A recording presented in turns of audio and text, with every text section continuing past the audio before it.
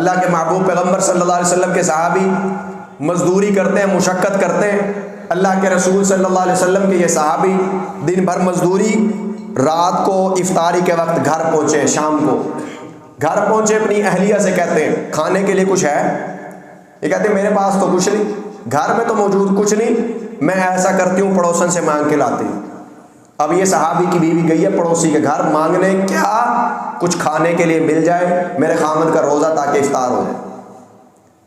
جب یہ کھانا اور پانی لے کے واپس پلٹی، ان کے خامد دوبارہ سو چکے تھے، اور شریعت کا قانون، ابتدائی اسلام کا قانون یہ ہے کہ جو سو جائے روزہ شروع، ان کا روزہ شروع ہو گیا۔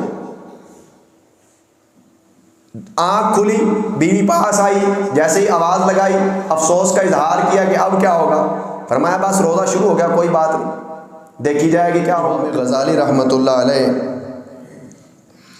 لکھتے ہیں، فرماتے ہیں کہ زمین کے اندر جو بھی بیج، جو بھی دانہ رہ جائے، اگر وہ زمین میں موجود ہے اور 1 سال وہ اگ نہیں سکا، جیسے ہی بہار کا موسم آتا ہے یہ دانہ خود بخود زمین سے نکل آتا ہے، پھر اس کا درخت بنتا ہے یا اس کی بالی بنتی ہے اور اس پہ سٹا لگتا ہے، فصل لگتی ہے، پھل لگتا ہے، پھول لگتے ہیں۔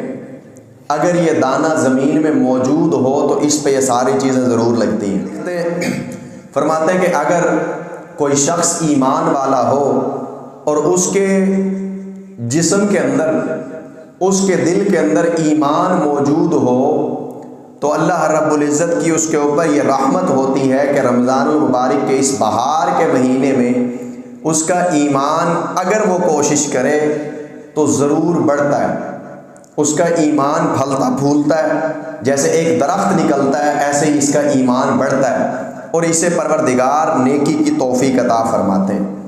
بس نیکی کی توفیق ملنا پروردگار کی طرف سے یہ اس کی رحمت اور عطا ہے۔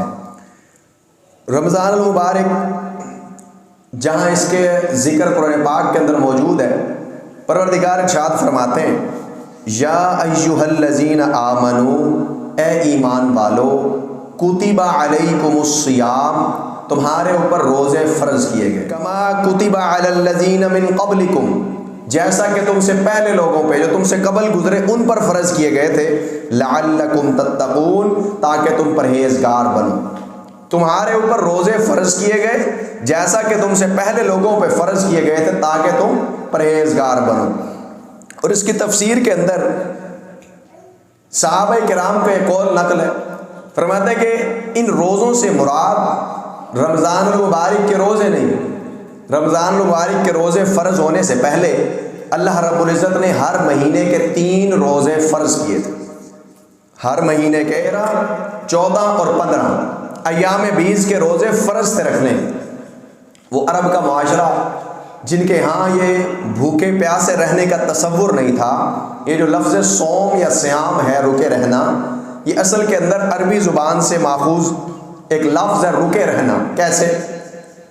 عرب کے لوگ اونٹ بھی پالتے تھے، گھوڑے بھی پالتے تھے۔ اونٹ ایک سست جانور ہے، ہفتہ ہفتہ بغیر کھائے پیے گزارا کر سکتا ہے، لیکن یہ اونٹ جنگ میں لے جانے کے قابل نہیں، یا کسی کو نقصان پہنچانا ہو اور فوراً بھاگنا ہو تو اونٹ اس قابل نہیں۔ گھوڑا تیز رفتار بھاگ سکتا ہے، کسی کو نقصان پہنچا کے بھاگا جا سکتا ہے، جنگ میں لے جا کے جلدی سے ضرب لگا کے بھاگ سکتے ہیں، اس لیے گھوڑا جنگ کے لیے مفید ہے۔ تو چونکہ عرب جنگ میں گھوڑے کو لے جاتے تھے، گھوڑا تو ایسا جانور ہے جو کھائے پیے بغیر رہ نہیں سکتا، تو لہٰذا یہ لوگ جنگ سے پہلے گھوڑے کو مہینہ مہینہ 2 مہینے تجربے کے طور پہ، پریکٹس کے طور پہ اس کو کھانے پینے کی تنگی کرتے تھے۔ صبح چارہ ڈالا، دن بھر کچھ نہ دیا، نہ کھانے کو نہ پینے کو، پھر رات کو ڈال دی، رات کو چارہ دیا، پھر صبح کچھ نہ دیا، ایسے اس کی مشق کرواتے تاکہ یہ جنگ کی حالت میں ہمیں پریشان نہ کرے۔ تو ایسے لوگوں کو فرمایا جا رہا ہے کہ مہینے میں 3 روزے رکھنے، 13، 14 اور 15 ہر مہینے کے۔ کیوں؟ یہ لوگ جب ان 3 دنوں کے روزے رکھیں گے ہر اسلامی مہینے میں، ہر چاند کے مہینے میں، تو وہاں تو جون، جولائی، مئی کے مہینے بھی آنے، عرب کی گرمی اور اس کی تپش کے بارے میں مفسرین لکھتے ہیں کہ عرب میں ایسی ہوا چلتی، لو چلتی، اور اس میں مٹی کے ذرات ایسے آ کے لگتے گویا کہ آگ کے انگارے لگ رہے ہیں، اتنی آگ ہوتی۔ اللہ رب العزت نے مشق کے لیے 3 دن ارشاد فرمایا کہ روزے رکھو ہر مہینے میں۔ پھر جب رمضان المبارک کے روزے فرض کیے گئے تو ان 3 دنوں کی فرضیت ختم کر دی۔ فرمایا میرے صحابہ، سب سے اچھے روزے جس امت کو اللہ نے عطا کیے وہ جناب داؤد علیہ السلام کی امت کو عطا کیے۔ اللہ کے محبوب وہ کیسے؟ فرمایا ان کا 1 دن روزہ 1 دن کھو جاؤ، 1 دن روزہ 1 دن روزہ نہیں، ایسے روزے ملے تھے جناب داؤد علیہ السلام کی قوم کو۔ پھر ان کا روزہ 24 گھنٹے پہ مشتمل، جس بندے نے 1 دن صبح کھایا، اگلے دن اب اس نے شام کو کھایا، افطاری کی ہے، جیسے ہی سورج غروب ہوا ہے اس بندے نے افطاری کر لی، عشاء کی نماز تک یہ کھا سکتا ہے، پی سکتا ہے، جوں ہی رات کو یہ سو گیا اس کا روزہ شروع، پھر ساری رات روزہ ہے، درمیان میں آنکھ کھلی پانی نہیں پی سکتا، بیوی اس کے اوپر حرام کر دی، صبح کا وقت ہے سحر ہی نہیں کھا سکتا، پھر پورا دن گزارے گا، رات کو پھر افطاری کرے گا مغرب کے وقت، جو کھائے پیے مغرب سے عشاء افطاری کا وقت ہے، اس کے بعد پھر روزہ 24 گھنٹے کا روزہ۔ جب جناب محمد رسول اللہ صلی اللہ علیہ وسلم کی باری آئی، پروردگار نے آسانیاں پیدا فرما دی۔ کتنی آسانیاں پیدا فرمائی؟ اللہ کا قرآن سماعت فرمائے، اللہ تبارک و تعالیٰ ارشاد فرماتے ہیں ایام معدودات، یہ دن ہے گنتی کے، چند دن ہیں، فمن کان منکم مریضا، جو کوئی تم میں سے مریض ہو، او علی سفر، یا سفر میں ہو، فعدۃ من ایام اخر، دوسرے دنوں میں اس کی گنتی پوری کر لے، وعلی الذین یطیقونہ فدیہ، اور جو شخص اس پر اختیار نہ رکھتا ہو، اس کی طاقت نہ رکھتا ہو کہ کبھی بھی روزے رکھ سکتا ہے، دائمی مریض ہے، دائمی مریض ہے، مرض ایسا ہے جو ٹھیک ہونے کا نام ہی نہیں لیتا، پروردگار ارشاد فرماتے ہیں جو اس کی طاقت نہ رکھتا ہو، فدیۃ طعام مسکین، ایک مسکین کو کھانا کھلا دے، پروردگار کی طرف سے، اس کی طرف سے پروردگار روزے کا بدلہ عطا فرمائیں۔ فمن تطوع خیرا، پس جو خوشی خوشی نیکی کر لے، فہو خیر اللہ، اس کے لیے وہ بہتر ہے، اور پھر فرماتے ہیں وَأَن تَصُومُوا، اگر تم روزہ رکھ لو، فہو خیر لکم، تمہارے لیے، اگر روزہ رکھ لو تمہارے لیے بہتر۔ پھر امت محمد صلی اللہ علیہ وسلم کو احسان کے طور پہ، انعام کے طور پہ عطا کیا کیا گیا؟ اللہ کے محبوب پیغمبر صلی اللہ علیہ وسلم کے صحابی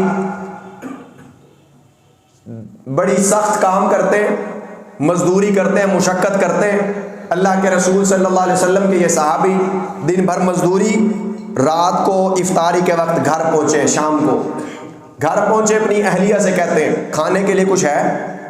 یہ کہتے ہیں میرے پاس تو کچھ نہیں، گھر میں تو موجود کچھ نہیں، میں ایسا کرتی ہوں پڑوسن سے مانگ کے لاتی ہوں۔ اب یہ صحابی کی بیوی گئی ہے پڑوسی کے گھر مانگنے، کیا کچھ کھانے کے لیے مل جائے میرے خامد کا روزہ تاکہ افطار ہو جائے۔ جب یہ کھانا اور پانی لے کے واپس پلٹی، ان کے خامد دوبارہ سو چکے تھے، اور شریعت کا قانون، ابتدائی اسلام کا قانون یہ ہے کہ جو سو جائے روزہ شروع، ان کا روزہ شروع ہو گیا۔ آنکھ کھلی، بیوی پاس آئی، جیسے ہی آواز لگائی، افسوس کا اظہار کیا کہ اب کیا ہوگا؟ فرمایا بس روزہ شروع ہو گیا، کوئی بات نہیں، دیکھی جائے گی کیا ہوگا۔ ساری رات پھر پہلا دن گزار کے آئے اسی بھوک اور پیاس کے اندر، پھر رات گزری بھوک پیاس میں، پھر صبح کا دن دوبارہ گزرا بھوک پیاس، دوپہر کا وقت ہوا، حضرت قیس بن سرما انصاری رضی اللہ عنہ بھوک کی شدت سے بے ہوش ہو گئے، انصاری صحابی بھوک کی شدت سے بے ہوش ہو، اللہ کے رسول صلی اللہ علیہ وسلم کو پیغام پہنچا، اللہ کے محبوب آپ کے صحابی حضرت قیس بن سرما بھوک کی اور پیاس کی شدت سے بے ہوش ہو گئے، روزہ رکھا ہوا۔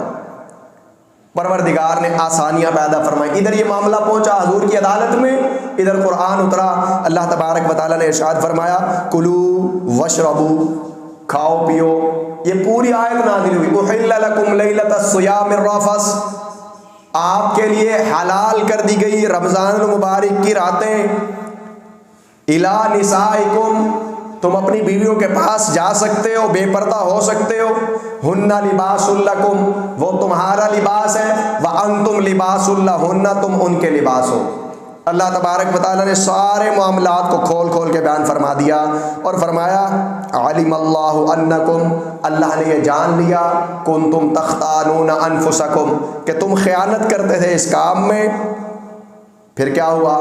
فرمایا وعفا عنکم. یہ خیانت کس کی ہے؟ صحابہ کرام کی. پروردگار فرماتے ہیں جب میرے محبوب کے صحابہ کوئی غلطی کر جائیں پھر کیا ہوتا ہے؟ فرمایا فعفا عنکم، میں انہیں معاف کر دیتا ہوں.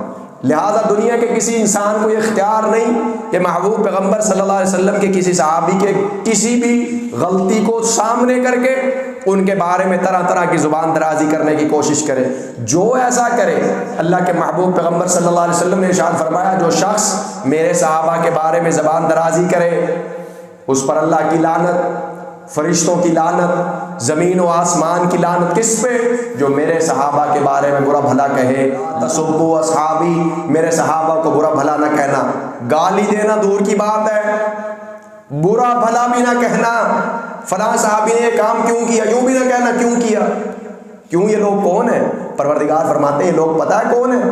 رضی اللہ عنہم ورضوا عنہ، اللہ ان سے راضی ہے.